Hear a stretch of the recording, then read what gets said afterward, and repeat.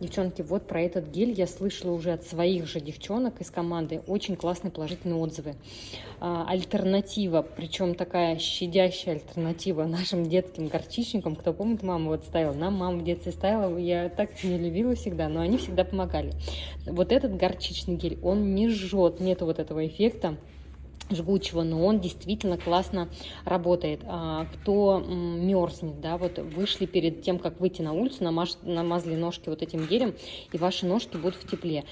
При кашле деткам грудь, спину можно натирать, ножки тоже можно натирать. Вообще очень классно, обязательно возьму своему ребенку, он у меня очень чувствительный на такие вещи, как согревающий эффект.